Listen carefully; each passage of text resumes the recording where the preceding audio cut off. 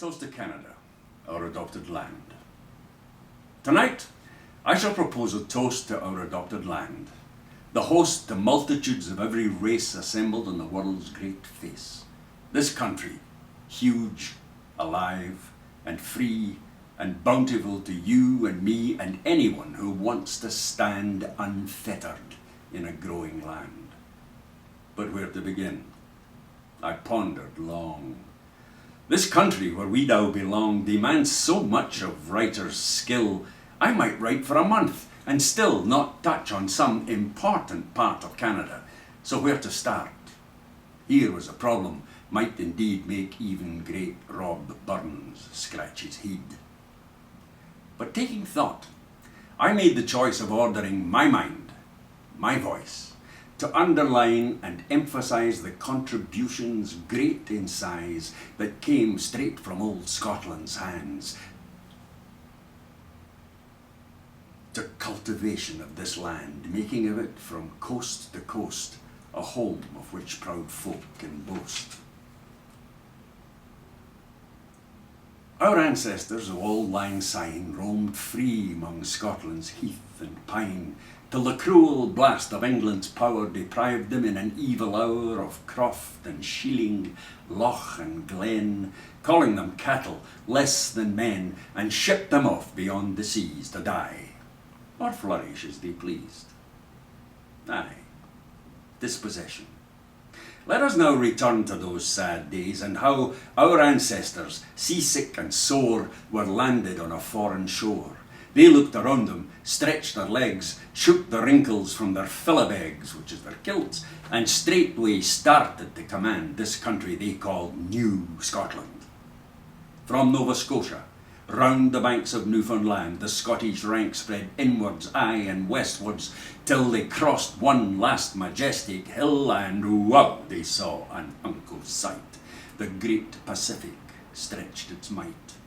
Thousands of miles they'd made their way across this land, our home today.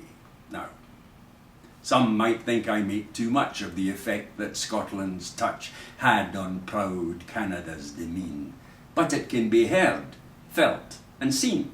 Just let the doubter take a look at place names on a trip he took, or let him ask of one who knows MacGregors, who are Eskimos. The Fraser and Mackenzie proud, Selkirk, Calgary, Fort Macleod, Banff, Airdrie and Barrhead, now these names hardly could be called Chinese. But influence is reciprocal, and Scots reaction typical.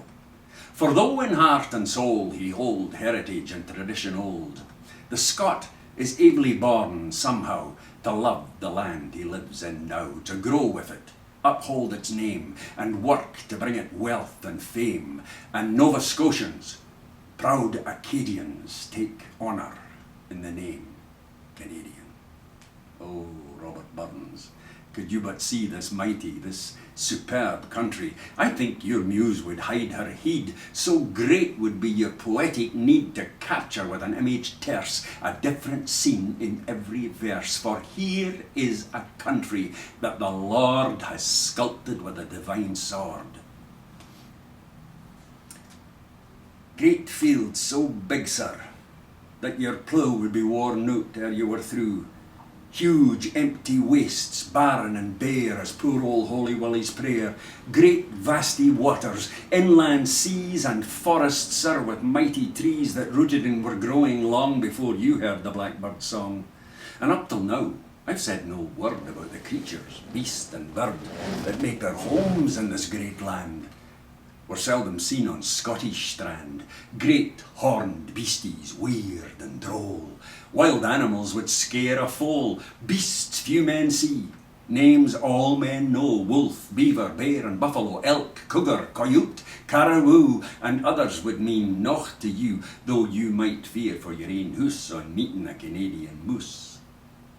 They've all roamed here since time began, together with the Indian, proud people of the plains and woods, and Inuit in fur-lined hoods.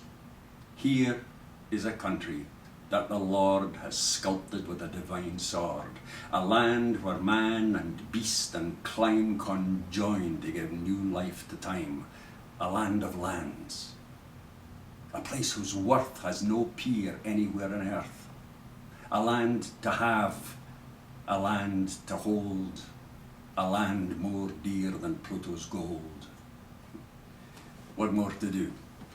What more to say? Let me propose a toast to this land where we are today, this land that is our host. Each lad and lass, take up your glass and let your mind's eye roam across this country, proud and vast, our Canada.